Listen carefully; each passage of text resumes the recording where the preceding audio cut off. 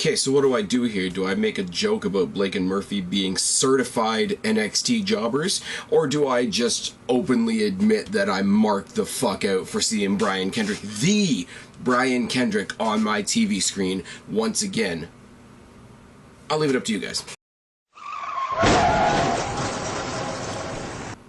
What's going on, everybody? It's your buddy, it's your pal Spaz, Phoenix, the YWC Reality Check with your July 27th NXT/CWC review. Now, gotta revert, not on the Doomy clipboard of Doom, because it's from last week, but I will say from last week, because I didn't get to do a review last week, because, you know, life caught up with me, and I'm sorry about that.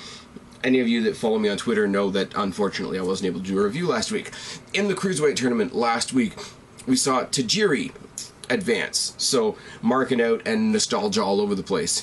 TJ Perkins, who I felt like an idiot for not recognizing until they put his Twitter handle, Mascara Manic, on the screen, and then I realized it was TJ Perkins, who played Manic, who played Suicide in TNA, who I was always really a fan of. Not really in my top 5, but, you know, it is what it is. Lindsay Dorado, who I've never seen before, but is a really, really fun guy to watch in the ring, and Akira Tozawa, who it lives up to all the hype that I've ever heard about him. We'll talk more about the Cruiserweight Championship, or the Cruiserweight Tournament, after NXT, but last week on NXT was basically the swan song for a lot of people. It was a swan song for Nia Jax, where Bayley got her win back from her. We got the swan song for American Alpha, who I missed some of the match, but apparently they got squashed by the Authors of Pain, which is fine, because, I mean, they're going up to SmackDown and more than likely going to do something with Shelton Benjamin, are they not? We saw Samoa Joe versus Rhino, which we didn't really know was a swan song until this week when Rhino made his debut on SmackDown. So it was really a week of goodbyes after the Nakamura Balor match a couple of weeks ago. That was the goodbye for Balor. So I chose a pretty week for NXT, but a pretty good week for the CWC to take off last week. This week starts off with the news that Wesley Blake and Buddy Murphy have split. Again, for reasons. They're both going to prove to each other tonight. One's going to face Shinsuke Nakamura. The other one is going to face the CWC's Kota Ibushi. Not a good plan for either guy. I'm just putting that out. See, I got my notes here. I got the fan going back there. It's blowing the notes. So if you see me swatting at something over here, it's my notes that I can't read when they're doing this.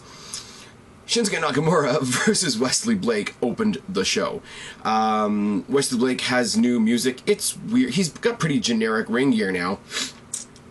Came out like he doesn't know what a hair comb is.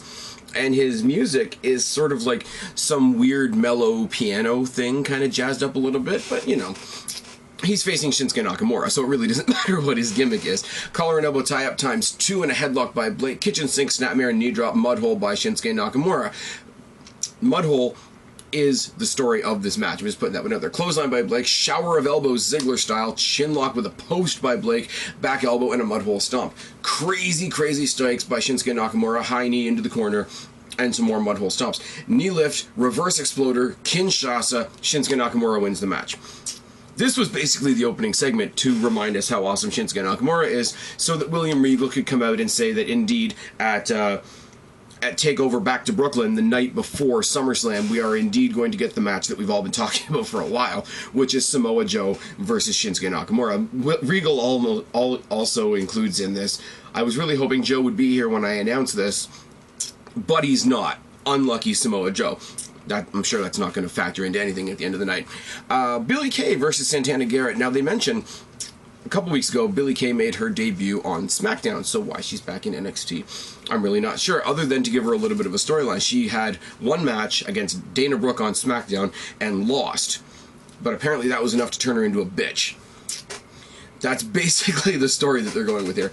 Santana Garrett comes out basically dressed like a roll of lifesavers, just putting that one out there. Collar and elbow tie-up, takeover by Billie, collar and elbow tie-up, drop kick by Santana.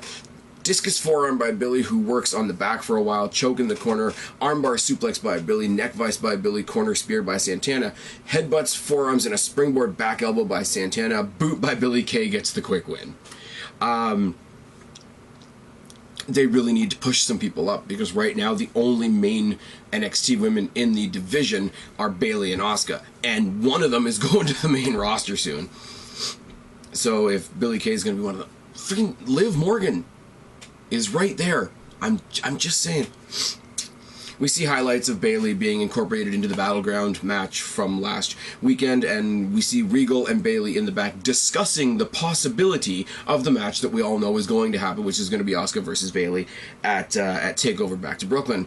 TM61 fought some jobbers and won. That's good for them. We replay all the bullshit between No Way Jose and Austin Aries, and I just sit here like I've been doing for the past couple of weeks, and I, as a fan of Austin Aries, like, whose wife did he fuck to get stuck with this guy?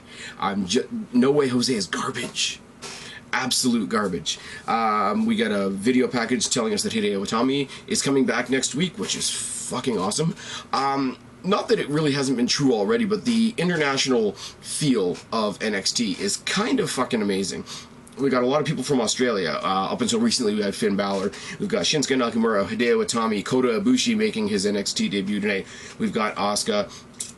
It's very much an international feel, and the more international it feels, the less WWE it feels. And I know there's some people out there that are like, WWE sucks. Those people like NXT because of this. There's a really, really great international feel. When they went overseas to Japan, when they went overseas to London, and they were defending the NXT Championship, a lot of people said that it's NXT more than WWE that has a World Heavyweight Championship because it's defended. They've had big shows in Japan, big shows in London, like proper like pay-per-view level shows.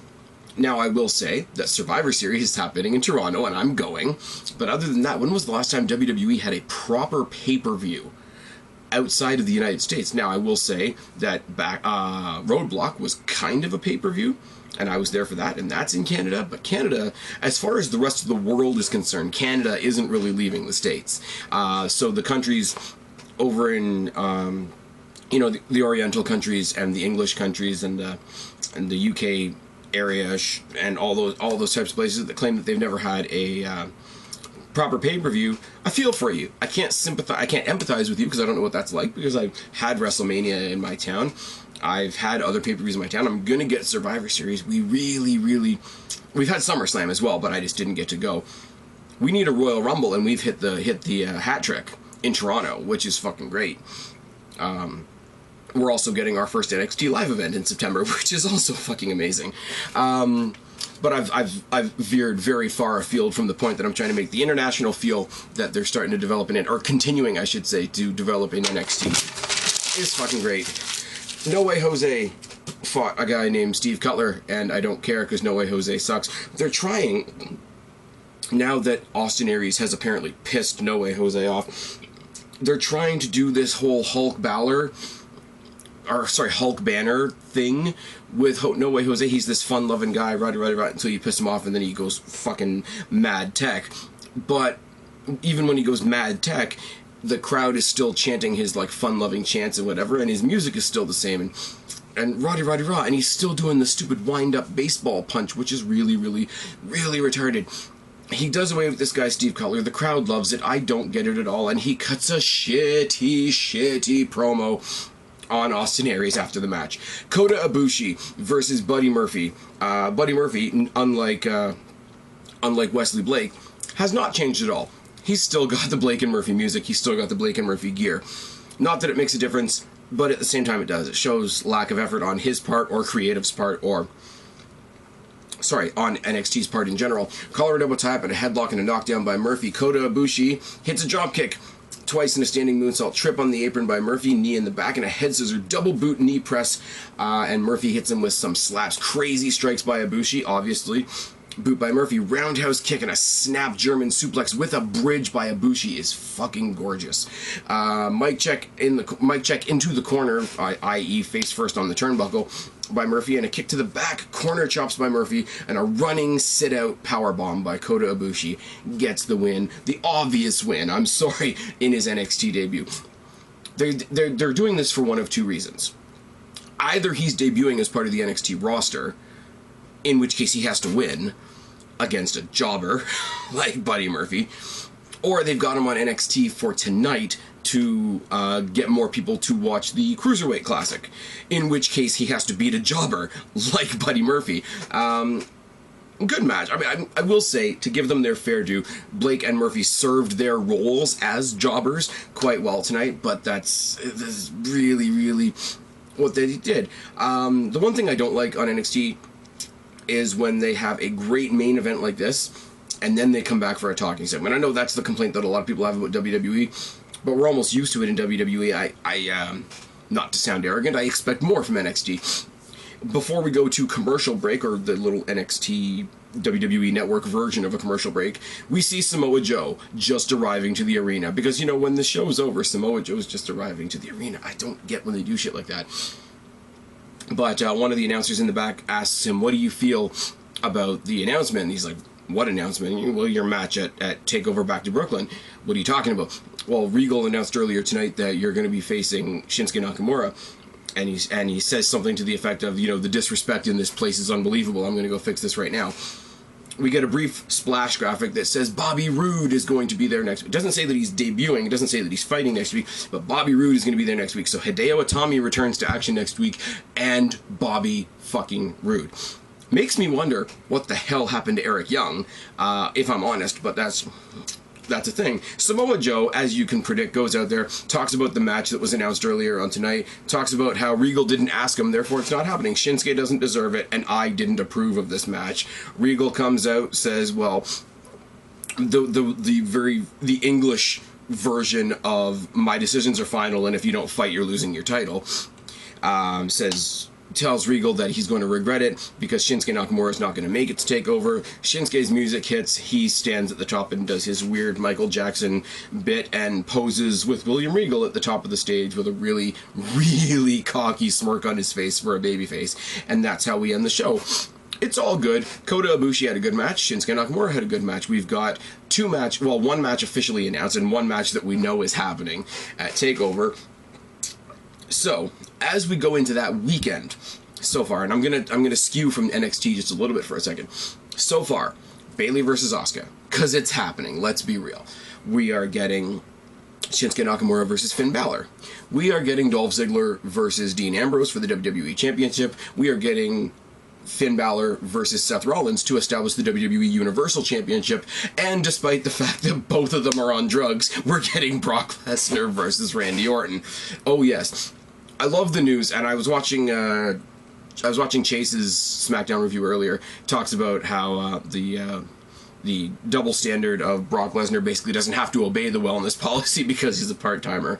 That's it's WWE. Are you surprised? Really? Cruiserweight Championship for this week's first match is Tyson Dukes. Textbook apparently is his name. Textbook Tyson Dukes versus Zack Sabre Jr. I automatically go into Tyson Dukes' corner on this one because for two reasons really. A, they announced that he's from London, Ontario, which if you're familiar with me at all, I'm just outside Toronto, Ontario, so not too far from me, close enough for me to consider him my hometown boy, and I'm not really going to cheer for Zack Sabre Jr. because he compared himself to Harry Potter. Moving on. Collar and elbow tie-up and a trip and a leg hook by Sabre to start. There's a lot of submission wrestling in this match. For a cruiserweight match, there's a lot of submission wrestling in this match. Knee bar by Dukes, an ankle lock, and a headlock by Sabre. Grapevine choke by Tyson Dukes, wrist lock by Sabre. Cravat by Sabre with the knee. Sorry, cravat by Sabre with knee lifts. I hope I'm saying that correctly, because some people say Sabre, some people say Sabry. I don't know which one it is. I'm going to say Sabre because that's what it looks like. Takedown by Dukes, cravat by Dukes. You know, cravat for you, cravat for me. Anything you can do, I can do better. You know I love that story. Wrist lock by Sabre, hammerlock, armbar combination by Sabre, slam by Dukes, corner chops by Dukes, and a back elbow by Sabre. Kicks to the arm by Sabre. So much of this offense by Sabre was working on that arm, that shoulder, that neck, that back. Basically anything from the shoulder blade up. I'm sorry, with all this amazing, fantastic technical submission wrestling, the best maneuver in this match is a fisherman-style brainbuster by Tyson Dukes that he follows up with an armbar. It's just fucking... For all this, you know, if you can picture submission the way, you know, it's kind of fluid, it kind of flows, one thing flows into the next thing, flows into the next thing. The one pop in this match was this fisherman buster, and it's fucking dirty looking. Low clothesline by Dukes and lots of forearms. Octopus stretch by Sabre. Kicking him in the arm. You know, all this technical stuff. I'm working on your arm. I'm just going to kick you in the arm. Atomic drop DDT by atomic drop and a DDT by Tyson Dukes. Pinning reversal sequence. Kimura lock with a body scissor by Sabre, he just translates it into this absolutely disgusting, crazy armbar, and that's enough to get him the win. They have the handshake at the end of the match to show the respect. Awesome way to start the show. For two guys that I'm not really familiar, and I'm joking about the Harry Potter thing, obviously. Zack Sabre Jr. I've heard a lot about. I used to talk to a lot of people on YouTube that are into Brit Rest, and they told me a lot about Zack Sabre Jr., about how he's a small guy, but he's a great wrestler no matter the size. Rah. Can't imagine why they don't talk to me anymore. Just putting it out there. Tyson Dukes, I had really only heard by name. Didn't know he was Canadian until they told me on the show. Brings me back to that whole international feel again. The way the CWC is doing the announcing and the backstories on all these guys, and everybody that gets announced is, representing Canada. Here's Tyson Dukes representing wherever in England that Zack Sabre Jr. is from. It's cool. It gives it that more legitimate, more that combat tournament feel, because it's not just some crazy ass music video and your own personal music. It's just, here's where he's from, and rah. Drew Gulak versus Harv Shearer. Harv Shearer is one of the Bollywood boys, apparently, which is a very entertaining tag team over in India and in Canada. Apparently, you guys know I don't watch indie wrestling. No offense to anybody. Not familiar, but from what I see in the video packages, it looks like they're a fun team. You think they'd come over and maybe face Breezango or the Shining Stars? Just putting that one out there. Collar and elbow tie-up and a few quick pin attempts to start the match. Test of strength, monkey flip by Shearer, body scissor by Gulak, headlock takedown by Gulak, and a shoulder tackle, trading more pin attempts. Second rope clothesline by Gulak. They trade more punches. Shearer drops Gulak to the outside. Springboard crossbody on the outside. Some mounted punches by Shearer when we get back in the ring. Neckbreaker by Shearer and a superplex. But Drew Gulak, for this guy that I really wasn't paying attention to most of the match, because I did find this guy, Harv Shearer, to be very charismatic, very entertaining. My focus on the match was more on what he was doing, but Gulak, man, slammed his body, like, not a body slam, but when you slam somebody into a submission move, like if you really slam into an ankle lock, or you slam into a headlock, or you slam into a cravat or a chancery, or anything like that, it's more effective because not only are you working whatever muscle or tendon or whatever is done in the submission, but you're also putting some impact in it as well. He locks on a dragon sleeper with a body scissor that just looks so fucking disgusting and so painful and so potential for injury. Gulak gets the win. I was hoping this guy Shearer was going to... Shearer? Again, if I'm mispronouncing names, I'm very sorry. If people are familiar with these stars and these guys are your guys and I'm mispronouncing the names, I am legitimately sorry. It's no disrespect intended. This guy Shearer, incredibly entertaining, incredibly charismatic. I was really into him. I wasn't paying attention to his opponent very much, which made this victory, because that submission definitely got the victory a lot more impactful, because the victory... and the way he grabbed at the victory so aggressively was really, really the punctuation point of this match. Really, really good outing. Surprised by Gulak at the end. Shearer entertained me. Hope I see him again. And like I say, if him and his brother are a tag team, and they keep mentioning that Harv and Gurv Shearer are a tag team, they keep focusing on that in what is a singles tournament. I have to imagine WWE's got their eyes on them for the tag team division at some point, and I'm cool with that. Because not everything has to be super serious, super intense, super violent. You can have just charismatic, entertaining guys. Like you got your Enzo and Cassis, and you got your New Days, and you got your Breezangos, my boys Breezango. You can throw them in under that mentality.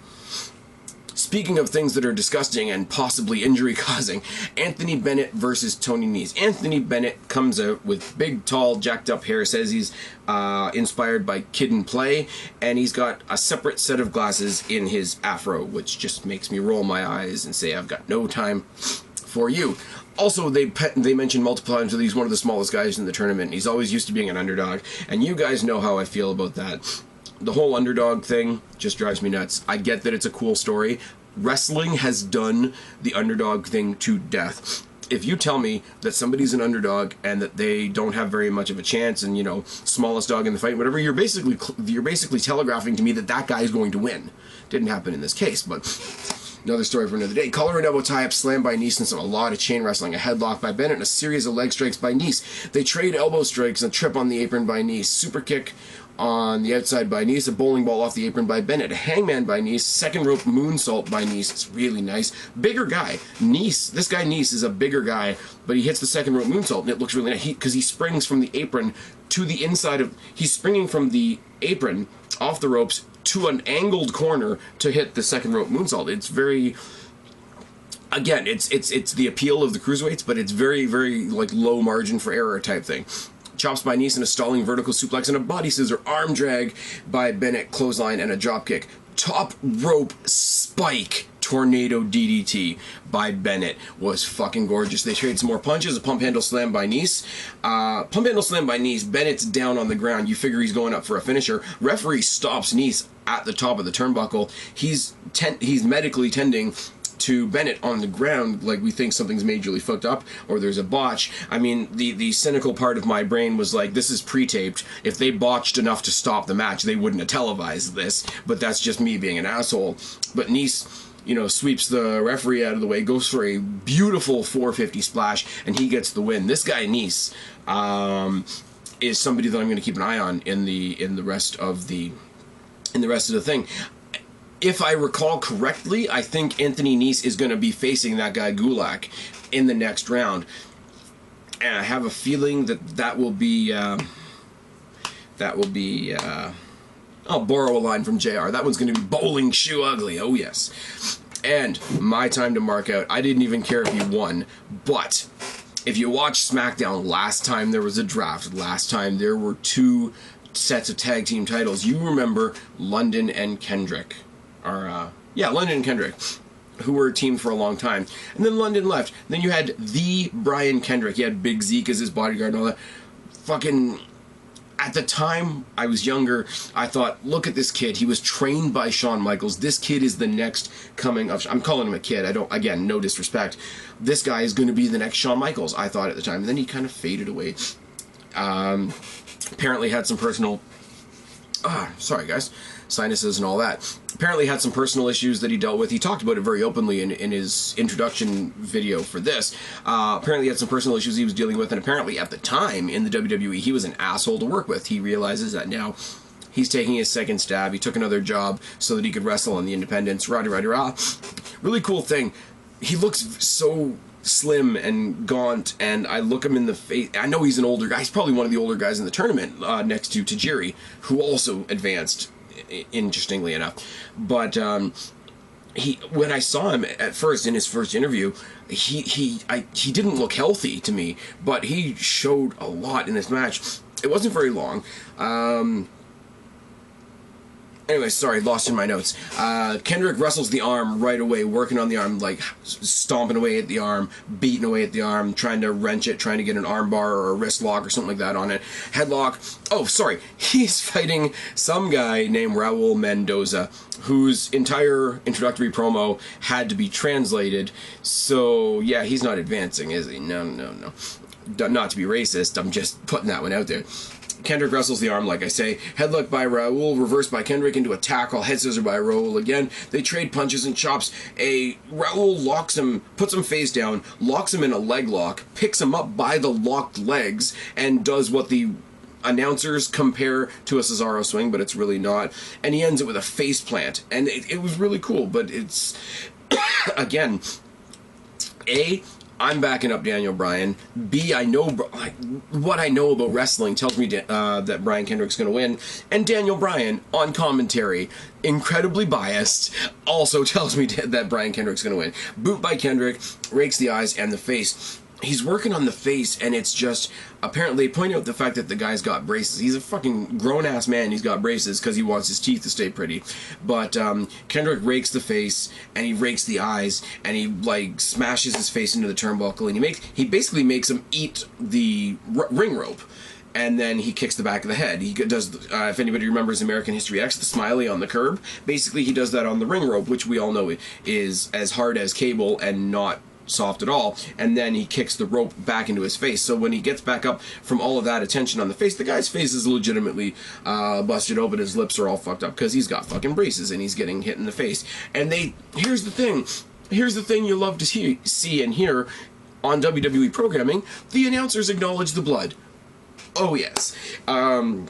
Back elbow by Kendrick, continuing the work on the face. Corner clothesline continues the work on the face. Chops by Raul, a springboard dropkick and a suicide dive. Enziguri to the back by Raul and a boot by Kendrick. Kendrick gets, admittedly, this was cool by Raul Mendez, something whatever. Puts Kendrick in the Tree of Woe, hits a pretty decent looking Shane O'Mac style coast to coast, but Kendrick, why can't I speak? Kendrick hangmans him on the second rope and rolls him into what the announcers called a bully choke, but it was basically like, instead of a finger vice on a crippler crossface, imagine the crippler crossface style submission move, but instead of the finger vice like you saw that everybody ever, Daniel Bryan included, use, it's a full headlock, rolling back, arching your back and all this sort of, and it looks fucking dirty. And that gets the submission win over a guy that I knew was going to lose, which takes away the punch a little bit. But Brian Kendrick is somebody that I'm actually familiar with in this tournament. I have to go over and over and over again. I'm trying to remain unbiased in this tournament, but I don't know anybody in this tournament except for TJ Perkins and Tajiri and Brian Kendrick. So yeah, there is a little bit of a... this is the only real match in the first...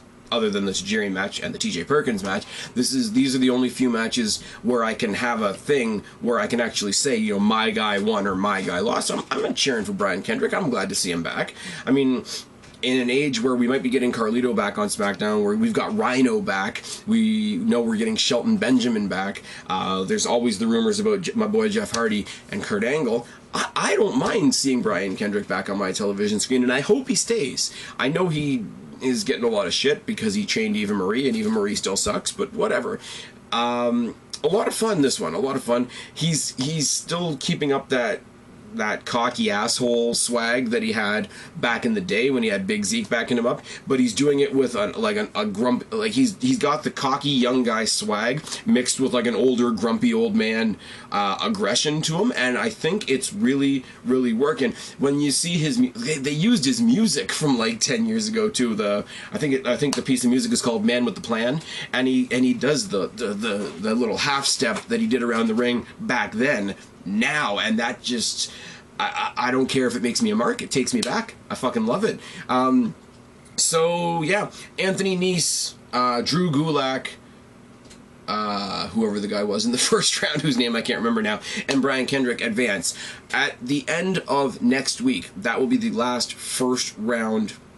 That'll be the last set of first round matches. I'm going to quickly, if I remember, go over the bracket and look at all the matches for the next round and give you what I think about all those potential matches.